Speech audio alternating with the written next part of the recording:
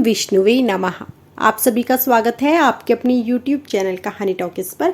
आज मैं आप सभी के समक्ष जेठ मास महात्म्य में अध्याय 16 प्रस्तुत कर रही हूँ। इससे पूर्व के अध्याय चैनल पर अपलोड किए गए हैं, चैनल पर जाकर जरूर सुनें तथा संपूर्ण अध्याय को सुनने के लिए वीडियो को अंत तक देखें। अध्याय 16 में महर्षि कौशिक के पुत्रों का वृतांत तथा पिपीलिका की कथा का वर्णन किया गया है। ऋषियों ने पूछा, हे सूत जी, महर्षि कौशिक के वे पुत्र किस प्रकार उत्तम योग को प्राप्त हुए तथा 5 ही बार जन्म ग्रहण करने से उनके अशुभ कर्मों का विनाश कैसे हुआ। सूत जी कहते हैं, हे ऋषियों, कुरुक्षेत्र में कौशिक नामक एक धर्मात्मा महर्षि थे। उनके 7 पुत्र थे। उन पुत्रों के वृतांत नाम एवं कर्मा अनुसार बतला रहा हूँ, ध्यान पूर्वक सुनिए। उनके सौश्रप, क्रोधन, हिंस, पिशुन, कवि, वाग्दुष्ट और पितृवर्ती ये नाम थे। पिता की मृत्यु के पश्चात वे सभी महर्षि गर्ग के शिष्य हुए। उस समय समस्त लोगों को भयभीत करने वाली महती अनावृष्टि हुई, जिसके कारण भीषण अकाल पड़ गया। इसी बीच वे सभी तपस्वी अपने गुरु गर्गाचार्य की आज्ञा से उनकी सेवा में लग गए। वहां वन में वे सभी भूख से अत्यंत पीड़ित हो गए। जब क्षुधा शांति का कोई अन्य उपाय न सूझा, तब छोटे भाई पितृवती ने श्राद्ध कर्म करने की सम्मति दी। बड़े भाइयों द्वारा अच्छा ऐसा ही करो ऐसी आज्ञा पाकर पितृवर्ती ने समाहित चित्त होकर श्राद्ध का उपक्रम आरंभ किया। उस समय उसने छोटे बड़े के क्रम से 2 भाइयों को देव कार्य में, 3 को पितृ कार्य में और 1 को अतिथि रूप में नियुक्त किया तथा स्वयं श्राद्धकर्ता बन गया।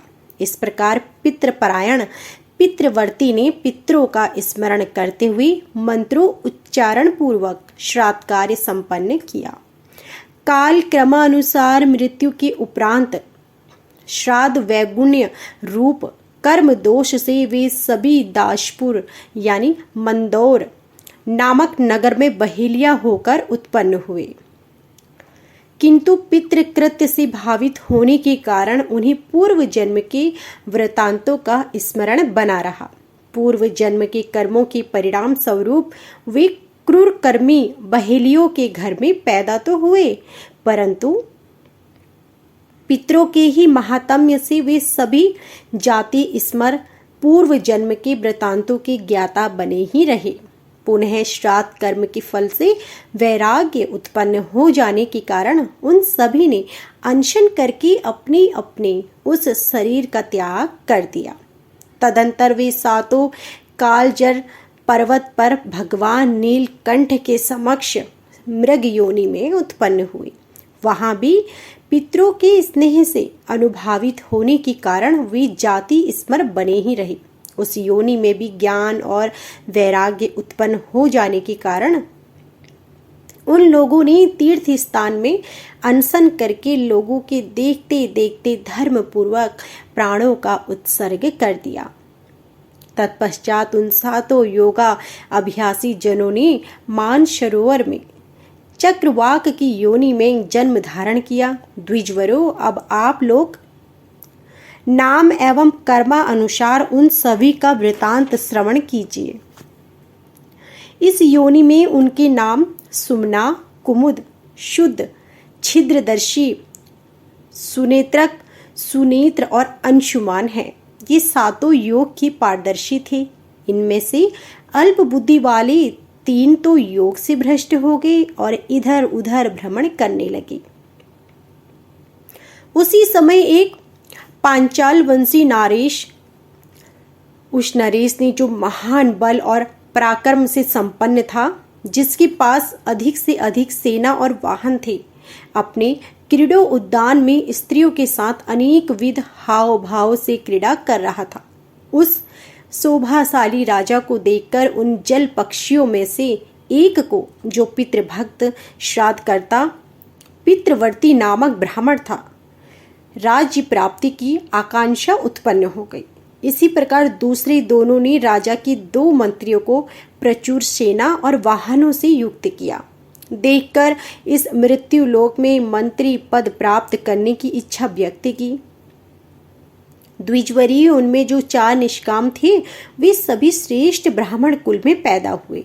उन तीनों में से पहले राजा विभ्राज के पुत्र रूप में ब्रह्मदत्त नाम से विख्यात हुआ था तथा अन्य 2 कंडरिक और सुबालक नाम से मंत्री के पुत्र हुए। राजा विभाज की मृत्यु के उपरांत विद्वान पुरोहित ने ब्रह्मदत्त को राज्य पर अभिषिक्त कर दिया। वह पांचाल नरेश ब्रह्मदत्त परम पराक्रमी, सभी शास्त्रों में प्रवीण, योग यज्ञ और सभी जंतुओं की बोली का ज्ञाता था। देवल की सुंदरी कन्या जो संगति नाम से विख्यात थी, राजा ब्रह्मदत्त की पत्नी हुई। वह ब्रह्मवादिनी थी। उस पत्नी के साथ रहकर राजकुमार ब्रह्मदत्त राज्य भार संभालने लगा। एक बार राजा ब्रह्मदत्त अपनी पत्नी संगति के साथ भ्रमण करने के लिए उद्यान में गया। वहां उसने काम कलह से व्याकुल एक कीट दंपत्ति यानी चीटा चीटी को देखा। वह कीट जिसका शरीर कामदेव की बाणों से संतप्त हो उठा था, चारों ओर से चोटों ने अनुनय विनय करता हुआ गदगद वाणी में बोला, हे प्रिय, इस जगत में तुम्हारे समान सुंदरी स्त्री कोई भी नहीं है। तुम्हारा कटी प्रदेश पतला और जंघी मोटे हैं।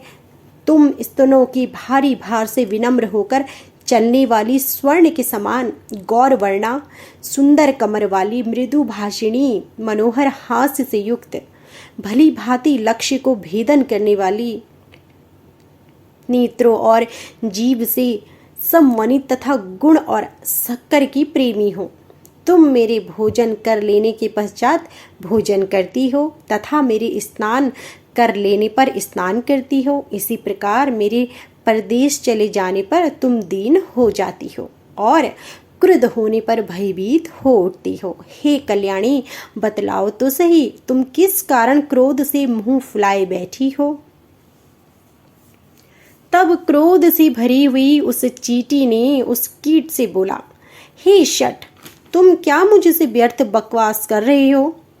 अरे धूर्त, अभी कल ही तो तुमने मेरा परित्याग करके चूर्ण ले जाकर दूसरी चींटी को नहीं दिया है। चींटी बोला, वर्ण वर्णिनी, तुम्हारा सदृश रूप रंग वाली होने के कारण मैंने भूल से दूसरी चींटी को लड्डू दे दिया था। अतः हे भामिनी, तुम मेरे इस अपराध को क्षमा कर दो। हे सुव्रते, मैं पुनः कभी भी इस प्रकार का कार्य नहीं करूंगा। मैं सत्य की दुहाई लेकर तुम्हारे चरण छूता हूं।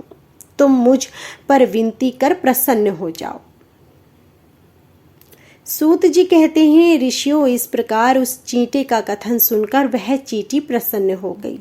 इधर चक्रपाणी भगवान विष्णु की कृपा से समस्त प्राणियों की बोली के ज्ञाता होने के कारण ब्रह्मदत्त भी उस सारे वृतांत को जानकर विस्मय विमुग्ध हो गए। तो यह थी हमारी आज की संपूर्ण कथा। आशा करती हूँ कि आपको हमारी यह कथा पसंद आई होगी। यदि आपको हमारी यह वीडियो पसंद आई हो तो हमारी वीडियो को लाइक करना ना भूलें।